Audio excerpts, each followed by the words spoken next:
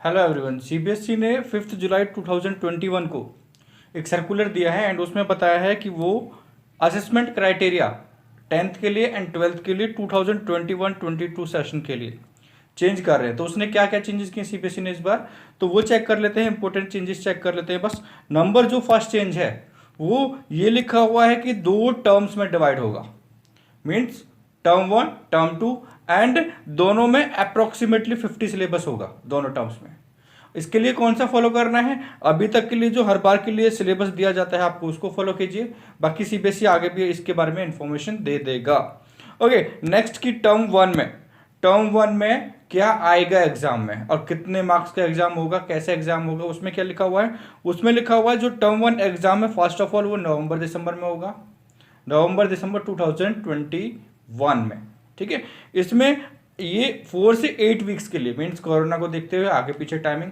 Number 2, इसके maximum chances होने के ऑफलाइन है।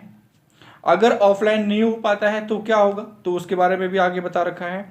ये 90 मिनट्स का एग्जाम होगा, 1.5 आवर का, और इसमें केवल एमसीक्यू आएंगे। एमसीक्यू मीन्स आपको 4 ऑप्शंस दे रखे होते हैं, उनमें से कोई भी एक ऑप्शन ठीक होता है एबीसीडी में से। तो एमसीक्यू बेस्ड क्वेश्चंस होंगे और ये क्वेश्चंस कैसे होंगे, आपके केस स्टडी बेस्ड क्वेश्चंस भी होंगे, simple MCQs and case study based questions. जो लास्ट ईयर जो सीबीएसई ने सैंपल पेपर दिया था उसमें 16 मार्क्स का था, इस बार हो सकता है कि 24 मार्क्स का हो जाए।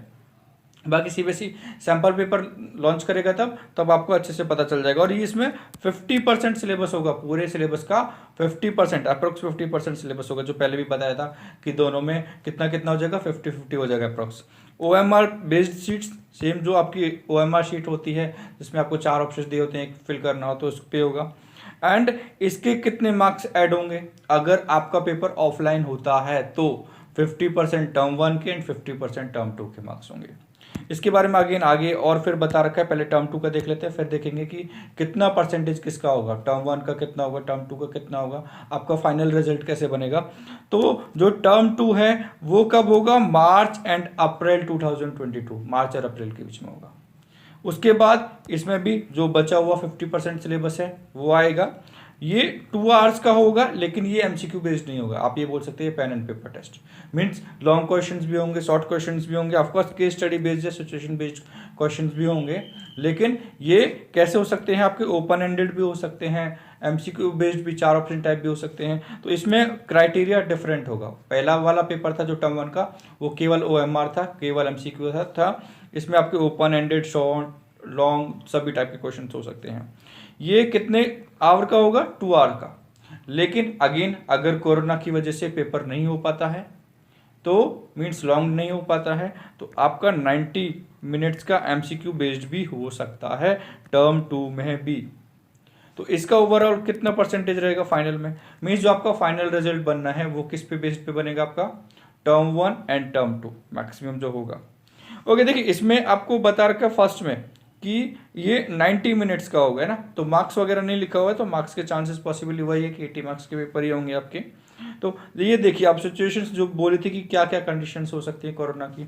अगर देखो, अगर कोरोना ठीक हो जाता है और अगर आप सेंटर्स पे स्कूल में एग्जाम दे पाते हो, तो दोनों टर्म 1 एंड टर्म 2 दोनों के आपके 50-50% मार्क्स ऐड हो जाएंगे। अगर 80 का है तो 40-40 में डिवाइड हो जाएगा। ठीक है, अगर दोनों एग्जाम्स आपके होते हैं ऑफलाइन, स्कूल्स में या सेंटर्स में, जो भी सीबीएसई डिसाइड करता है उसमें। लेकिन अगर ऐसा होता है कि नवंबर दिसंबर में कोरोना रहता है और स्कूल्स में आपके एग्जाम नहीं हो पाते हैं, आपको ऑनलाइन घर पे देने होते हैं, तो जो टर्म 2 का होता है, टर्म 1 में कोरोना है और ये बोल रहे हैं कि टर्म 2 अगर आपका स्कूल में हो गया या सेंटर्स पे हो गया, तो टर्म 2 का जो परसेंटेज है वो इंक्रीज हो जाएगा रिजल्ट बनाते टाइम। हो सकता है 60-40 कर लें, 70-30 कर लें, वो सीबीएसई डिसाइड करेगा।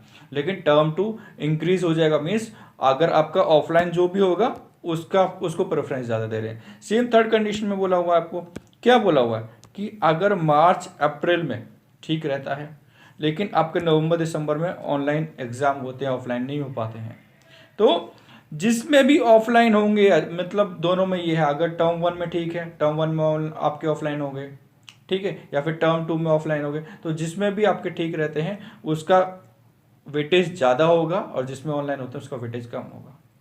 लेकिन अगर फोर्थ कंडीशन हो जाती है कि कोरोना ज़्यादा रहता है, सिचुएशन ज़्यादा रहती है, पेंडेमिक ठीक नहीं हो पाता है और आपके एग्ज़ाम नहीं हो पाते हैं, तो क्या होगा? अगर तो आपके अगेन दोनों ऑनलाइन होने के चांसेस हैं, और ऑनलाइन होंगे तो उसमें सीबीएसई बाकी और क्राइटेरिया ऐड कर सकता है, ये नहीं कि 50-50। जैसे इस बार आपका रिजल्ट बन रहा है, उस बहुत सारी चीज़ों पे बेस्ड हो रहा है, ठीक है। इंटरनल असेसमेंट्स, आपने जो एग्ज़ाम्स दिए थे, और स्कूल का वेटेज कि उनको कितने स्कोर किया था, तो उसके ऊपर भी आपका रिजल्ट डिपेंड करेगा। Okay, thank you.